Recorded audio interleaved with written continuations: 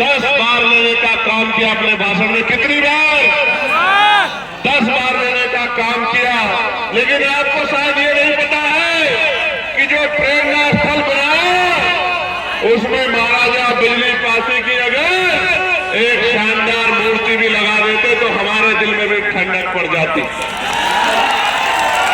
अगर लखनऊ के बसाने वाले महाराजा लाखन पासी की मूर्ति लगा देते तो हमारे कलेजे में भी ठंडक पड़ जाती। अगर मां उदयदेव पासी की मूर्ति लगा देते, मंडारी पासी की मूर्ति लगा देते, किसानों के मसीहा कहे जाने वाले, किसानों की आवाज बनने वाले उन हमारे महापुरुषों की मूर्तियां लगा देते तो शायद हमें ठंडक पड़ जाती। लेकिन हमारा पेट तो सिर्फ बातों में भरा जा रहा है और ये आज से नहीं हो रहा है मेरे लोगों, ये आजादी से पहले भी और आजादी के आज बाद भी लंबे समय से बातों से पेट भरा जा रहा। प्यारे साथियों, आप जाकर देखो गांव देहात में आज भी अगर मकान पक्का बन गया है तो प्लास्टर मेरे लोग नहीं करा पाए। ये वो लोग हैं जो राजा महाराजा की जो शास्त्रों की संतानें हैं और आज इस आजाद भारत में गुलामी का जीवन जीने के लिए मजबूर हो रखी है क्योंकि राजकाज में इनकी हिस्सेदारी नहीं है।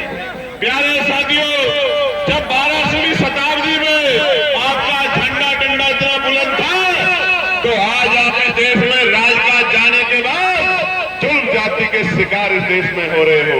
हम लोग उत्तर प्रदेश में हैं और उत्तर प्रदेश में किस तरह का अन्याय कमजोर वर्गों के लोगों को सहना पड़ रहा है, आपसे छिपा हुआ नहीं। आज यहाँ बहुजन समाज का ये जो बड़ा सा जनसमूह इकट्ठा हुआ है, ये दलित, पिछड़े, मुसलमान, आदिवासी, जैन, बौद्ध, ईसाई, अल्पसंख्यक समाज के लोग, ईसाई समाज के लोग बड़े पैमाने पे इकट्ठा हुए। सबके मन में चाहत है कि गुलामी के दिन खत्म होने चाहिए। मैं एक बात आपको बताना चाहता हूं, इस देश में कौन हमारा अपना है, कौन पराया है, किसने हमें क्या दिया है और किसने हमारी किसकी वजह से हमें गुलामियों की बेड़ियां सहनी पड़ी है। जब तक मेरा नौजवान नहीं जानेगा तब तक बात आगे नहीं बढ़ेगी। आप याद करो और मैं जो बात कह रहा हूं आप इसको चेक कर लेना। मैंने पार्लियामेंट में बात कही थी कि हमें जो भी अधिकार मिले हैं वो मांगने से नहीं मिले मेरे लोगों। उन अधिकारों को हमारे महापुरुषों ने अपने 4-4 बच्चों का बलिदान देकर छीनने का काम किया, लड़ के लेने का काम किया। मैं इसका एक उदाहरण बताता हूं, बाकी उदाहरण आपको किताबों में पढ़ने हैं। मैं आपको याद दिला देना चाहता हूं कि जब भारत गुलाम था तो गुलाम भारत में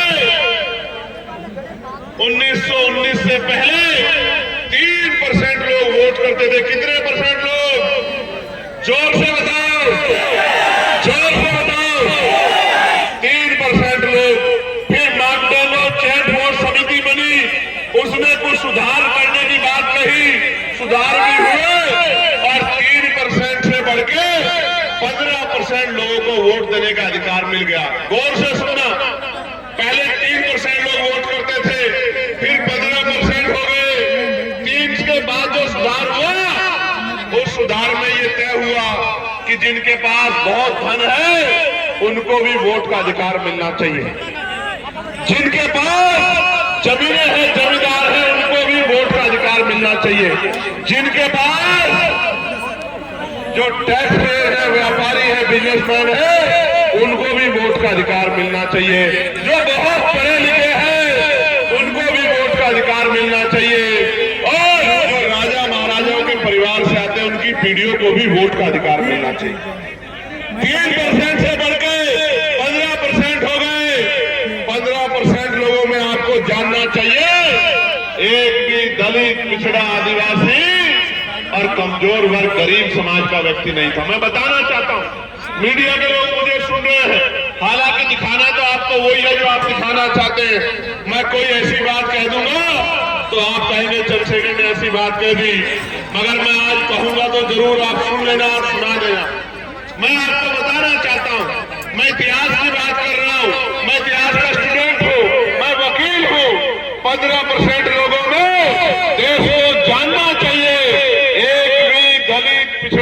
आदिवासी नहीं थे।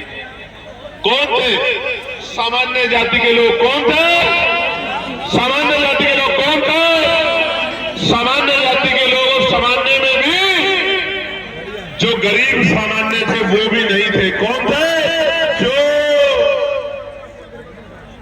मजबूत, ताकतवर, पैसे वाले, संपन्न सामान्य जाति के लोग थे, वही वोट का काम इस देश में करते थे। वही वोट का काम इस देश में करते थे और उन्हीं के द्वारा सरकारें अंग्रेजों के राज में चुनी जाती थी। मैं आपको एक और जानकारी देना चाहता हूं। मेरी माए बहनें बहुत बड़ी पैमाने पे आई है अपने बच्चों का आशीर्वाद देने। मैं आपको बताना चाहता हूं, एक भी महिला को किसी भी जाति, किसी भी धर्म की हो, वोट डालने का अधिकार भारत में नहीं था। ये वोट का अधिकार कैसे मिला?